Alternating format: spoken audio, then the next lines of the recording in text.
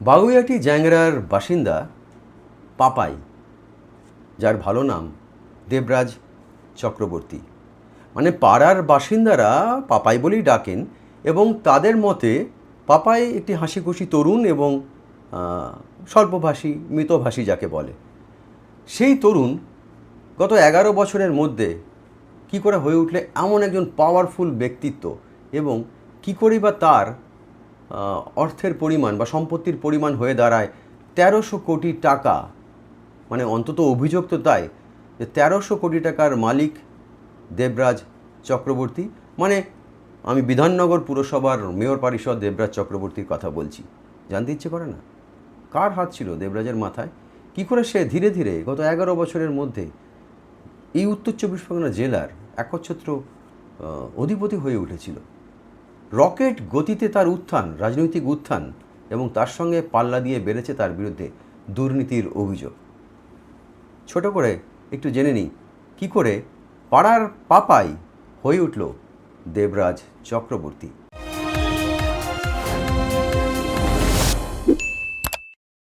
বেশ কয়েক বছর আগের কথা, তখনও বাম জমানা।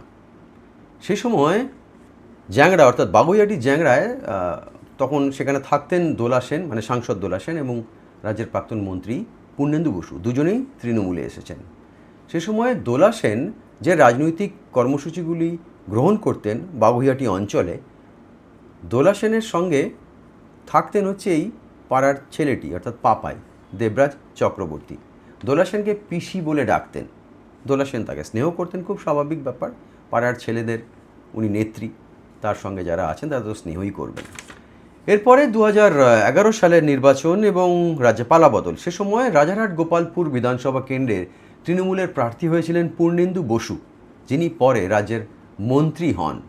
এবং এই পূর্ণেন্দু বসুর আত্মসহায়ক পদে নিযুক্ত হন পাপাই, মানে বাগুইআটি জ্যাংরার পাপাই বা দেবরাজ চক্রবর্তী। সেই সুপারিশও কিন্তু গিয়েছিল এই দোলা সেনের কাছ থেকেই। দোলা সেনই পূর্ণেন্দুবাবুকে বলেছিলেন তার আত্মসহায়ক পদে এই দেবরাজকে রাখতে। তারপরে মন্ত্রী পূর্ণেন্দু বসুর আত্মসহায়ক হয়ে ওঠেন এই বাগুইআটি জ্যাংরার বাসিন্দা সেই তরুণ পাপাই বা দেবরাজ চক্রবর্তী। পূর্ণেন্দু বসুর আত্মসহায়ক হওয়ার পর থেকেই ধীরে ধীরে ক্ষমতার স্বাদ পেতে শুরু করেন দেবরাজ। আর সেই পদটিকে কাজে লাগিয়ে বা সেই পদের অপব্যবহার করে শুরু হয় তার রাজনৈতিক বিস্তার, অর্থাৎ তার রাজনৈতিক ক্ষমতার বিস্তার শুরু হয় সেই সময় থেকেই। এবং সেই সময় থেকেই সেই তরুণটি বুঝেছিল যে ক্ষমতার অলিন্দে যদি ঘুরপাক খাওয়া যায় তাহলে ক্ষমতাও আসে, তার সাথে আসে অর্থ। সেটা কোন পথ দিয়ে আসে সেটা দেখার তার চোখ ছিল না সে সময়। ধীরে ধীরে সেই দুর্নীতির পাকে সেই যুবক, হাসি খুশি মিতভাষী যুবক গড়িয়ে পড়ে ক্ষমতার অলিন্দে। এবং তারপর 2015 সাল নাগাদ সেবার বিধাননগর পুরসভার নির্বাচন। ততদিনে 4-5 বছর হয়ে গিয়েছে তার আত্মসহায়ক পদে। এবার সেই তরুণের ইচ্ছে হলো যে সরাসরি রাজনীতিতে পদে অর্থাৎ নির্বাচনে অংশগ্রহণ করার। সে পূর্ণেন্দু বসু এবং দোলা সেনকে, পূর্ণেন্দু বসুকে সে সময় এতটাই ঘনিষ্ঠ হয়ে গিয়েছিল এই দেবরাজ যে তাকে জেঠু বলে ডাকতে শুরু করেছিলেন। অর্থাৎ দোলা সেনকে পিসি এবং পূর্ণেন্দু বসুকে জেঠু এই বলে ডাকতে শুরু করেছিলেন এবং তাদের দুজনেরই খুব ঘনিষ্ঠ হয়ে গিয়েছিলেন এই দেবরাজ। 2015 সালের বিধাননগর পুরসভার নির্বাচন এবং রাজারহাট গোপালপুর বিধানসভা ততদিনে এই বিধাননগর পুর নিগম বা বিধানসভার পুরসভার অন্তর্গত হয়ে গিয়েছে। সেই নির্বাচনে 7 নম্বর ওয়ার্ড থেকে প্রার্থী হওয়ার বায়না করেন এই দেবরাজ পাপাই ওরফে দেবরাজ চক্রবর্তী। পূর্ণেন্দু বসুকে রিকোয়েস্ট করেন যে তাকে প্রার্থী করার জন্য, কিন্তু 2015 সালে সেই নির্বাচনে 7 নম্বর ওয়ার্ড থেকে তাকে পূর্ণেন্দু বসু এবং দোলা সেন কেউই প্রার্থী করতে রাজি হননি। ফলে গোসা হয়ে যায় দেবরাজের। তিনি তৃণমূল ছেড়ে সরাসরি কংগ্রেসে যোগ দেন এবং কংগ্রেস তাকে প্রার্থী করে ওই 7 নম্বর ওয়ার্ড থেকেই। এরপরই শুরু হয় অন্য খেলা। ততদিনে দেবরাজ রাজনীতির অলিগুলি মারপ্যাচ বুঝে গিয়েছেন। তিনি জানেন যে ক্ষমতা ধরে রাখতে গেলে প্রয়োজন অর্থ এবং মাসেল পাওয়ার।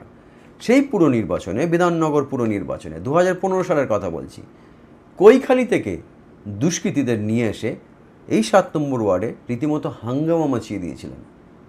ভুরি ভুরি সন্ত্রাস এবং হিংসার অভিযোগ রয়েছে এই দেবরাজ চক্রবর্তীর বিরুদ্ধে। ঠিক সেই বছর পুলিশের গাড়িতে আগুন, ভাঙচুর, বুথে ভোট দিতে গিয়ে বাধা পেয়েছিলেন সেখানকার ভোটাররা। এটা রীতিমতো সে সময় একটা ন্যাশনাল ইস্যু হয়ে গেছিল, প্রচুর খবর হয়েছিল এসব, আপনারা যদি মনে করে থাকেন সে সময়। কিন্তু তার আগে, ভোটের আগের দিনই অবশ্য দেবরাজ চক্রবর্তীকে অ্যারেস্ট করা হয়েছিল। তা সত্ত্বেও এই গুন্ডা বাহিনীর দৌলতে এই দেবরাজ চক্রবর্তী কংগ্রেসের মনোনয়নে প্রার্থী হয়ে জিতেছিলেন, মানে পুরো পিতা হয়েছিলেন বা কাউন্সিলর হয়ে বেরিয়ে গিয়েছিলেন, জিতে গিয়েছিলেন 7 নম্বর ওয়ার্ডে। এরপর থেকে তার রাজনীতির ক্যারিয়ারের টার্নিং পয়েন্ট। এই দেবরাজ চক্রবর্তীর এই জয় একক কৃতিত্বে জয়, কিন্তু কারণ কংগ্রেসের তখন সংগঠন কিছুই ছিল না, পুরোটা তখন তৃণমূল জামানা। এই যে একক কৃতিত্বে ওই বেরিয়ে যাওয়া জয় 7 নম্বর ওয়ার্ডে বিধাননগর পুরসভার, এটা চোখে পড়ে কার? না, যুবরাজের, অর্থাৎ অভিষেক বন্দ্যোপাধ্যায়ের। 2014 সালে অভিষেক প্যারাশুট করে নেমেছিলেন দলের পদে, এবং তারপর ততদিনে তিনি প্যারালাল সংগঠন চালাতে শুরু করেছেন তৃণমূল কংগ্রেসের অভ্যন্তরে। এবং সে সময় অভিষেক বন্দ্যোপাধ্যায়ের শেষ কথা, কারণ কে প্রার্থী হবেন না সেটা নির্ধারণ করছিলেন অভিষেক বন্দ্যোপাধ্যায়। ততদিনে মমতা বন্দ্যোপাধ্যায় দলের হাল ছেড়ে দিয়েছেন অভিষেক বন্দ্যোপাধ্যায়ের হাতে। অভিষেক বন্দ্যোপাধ্যায়ের নজর পড়ে এই ছেলেটির উপর, তরুণ তুর্কি, তাকে তার ডানহাত করে নেন, অর্থাৎ গোটা উত্তর চব্বিশ পরগনার দায়িত্বে সে অর্থে চলে যায় এই দেবরাজ চক্রবর্তী বা সেই পাড়ার পাপাই। তারপর থেকে একের পর এক তোলাবাজি, চাকরি বিক্রি, দুর্নীতি, লুটতরাজ, সিন্ডিকেট রাজ চালানোর অভিযোগ উঠতে শুরু করে এই দেবরাজ চক্রবর্তীর বিরুদ্ধে। কিন্তু সে সময় তৃণমূল জমানা থাকায় তার বিরুদ্ধে কোনো অভিযোগ দায়ের হয়নি কোনো থানায়। বাগুইআটি থানার আইসিদেরও নাকি এই দেবরাজ চক্রবর্তীর ডেরায় হাজিরা দিতে হতো, এবং কেউ অভিযোগ করতে গেলে বলা হতো যে আগে দেবরাজ চক্রবর্তীকে সেটেলমেন্ট করে নিতে। বাগুইআটি, গোপালপুর, রাজারহাট এই এলাকায় যত প্রজেক্ট হতো, যে সমস্ত প্রমোটাররা জমিতে নির্মাণ কাজ চালাতে যেতেন, তাদের নির্দিষ্ট জায়গা থেকেই বালি, সিমেন্ট এগুলো কিনতে হতো, মানে ইমারতি দ্রব্য কিনতে হতো তাদের কাছ থেকেই, যাদেরকে ঠিক করে দিত এই দেবরাজ চক্রবর্তীর সিন্ডিকেট। একই সঙ্গে তাদেরকে দিতে হতো মোটা টাকা চাঁদা, এবং শুধু তাই নয়, পার স্কোয়ার ফিট 450 টাকা একটা ডেভেলপমেন্ট ফি। হাস্যকর শোনালেও হ্যাঁ, ডেভেলপমেন্ট ফি ঠিক করে দিয়েছিলেন এই দেবরাজ চক্রবর্তী, মানে দণ্ডমুন্ডের কর্তা হয়ে উঠেছিলেন পাপাই, মানে ওই দেবরাজ চক্রবর্তী। তার রাজনৈতিক ক্যারিয়ার তখন তুঙ্গে। এদিকে তৃণমূল কংগ্রেসের অভিষেক বন্দ্যোপাধ্যায়ের একেবারে নয়নের মণি হয়ে উঠেছেন, ফলে ধরাকে সরাজ্ঞান করতে শুরু করেছিলেন। 2021 সালের কথা বলি, 2021 সালের বিধানসভা নির্বাচন, পশ্চিমবঙ্গ বিধানসভা নির্বাচন। রাজারহাট গোপালপুর বিধানসভা কেন্দ্র থেকে টিকিট পেলেন কে? না, অদিতি মুন্সি, মানে দেবরাজ চক্রবর্তীর স্ত্রী গায়িকা অদিতি মুন্সি। কোন যোগ্যতার নিরিখে তিনি টিকিট পেলেন? একটাই যোগ্যতা ছিল, কারণ তিনি দেবরাজ চক্রবর্তীর স্ত্রী। সেই সময় 2021 সালে এই পুণ্যেন্দু বসুকে, মানে যার হাত ধরে সে অর্থে উত্থান দেবরাজ চক্রবর্তীর, সেই পুণ্যেন্দু বসুকেই রাজনৈতিক বানপ্রস্থে পাঠিয়ে দিলেন পাপাই বা দেবরাজ চক্রবর্তী। আর পুণ্যেন্দু বসুকে সাইড করে বিধানসভায় নিয়ে এলেন নিজের স্ত্রী অদিতি মুন্সিকে। স্থানীয় মানুষজনের অভিযোগ যে অদিতি মুন্সি নামেই বিধায়ক ছিলেন, কিন্তু সমস্ত কিছু কাজকর্ম করতেন এই দেবরাজ চক্রবর্তী। ততদিনে বিধাননগর পুরসভার কিন্তু মেয়র পরিষদ, ফলে দুদিক থেকে কামাই, এদিকে বিধানসভা, এদিকে পুরসভা। কোনো প্রজেক্ট দেবরাজের অনুমোদন ছাড়া পাশ হতো না, তাকে নৈবেদ্য না চড়ালে কোনো প্রজেক্ট পাশ হতো না। এবং প্রত্যেকটি সিন্ডিকেটে দর বাঁধা ছিল, প্রতিটি প্রমোটার যে কোনো নির্মাণ কাজ শুরু করতে গেলেই সে নির্দিষ্ট দর অনুযায়ী কাজ করতে হতো, না করলে তাদেরকে হুমকি দেওয়া হতো, মারধর করা হতো। একের পর এক অভিযোগ জমা পড়েছে। 2026 সালে পালা বদলের পর ভুরি ভুরি অভিযোগ জমা হতে শুরু করে বাগুইআটি থানায়। এরপরেই সিট তদন্ত শুরু করে, ইডি তদন্ত শুরু করে, এবং 4 তারিখ অর্থাৎ 4 মে রাজ্যের নির্বাচনে, বিধানসভা নির্বাচনের ফলাফল বেরোনোর পর দেখা যায় যখন তৃণমূল কংগ্রেস হেরে যায় এবং বিজেপি ক্ষমতায় আসে, তারপর থেকেই উধাও হয়ে যায় দেবরাজ চক্রবর্তী ওরফে পাপাই। তার খোঁজ পাওয়া যাচ্ছিল না। যদিও গোয়েন্দারা এবং পুলিশ নজরে রেখেছিল যে কোথায় কোথায় তিনি মুভ করছেন। উত্তরবঙ্গে গিয়েছেন, ঝাড়খণ্ডে গিয়েছেন, শেষে তো পুরুলিয়া থেকে ধরা পড়েছে, সিড এবং সিআইডির ইয়েতে হেফাজতে রয়েছে। তারপরে আদালতে তোলায় এবং তাকে 7 দিনের পুলিশি হেফাজতের নির্দেশ দিয়েছে আদালত। আর একটা ইন্টারেস্টিং বিষয় হচ্ছে যে এই যে দেবরাজ চক্রবর্তী, বলা হচ্ছে মানে অভিযোগ আর কি, যে তার নামে বিপুল সম্পত্তি, তার স্ত্রীর নামে, তার নামে, তার পরিবারের আত্মীয় স্বজনদের নামে প্রায় 1300 কোটি টাকার সম্পত্তি তিনি বানিয়ে ফেলেছিলেন 11 বছরের মধ্যে।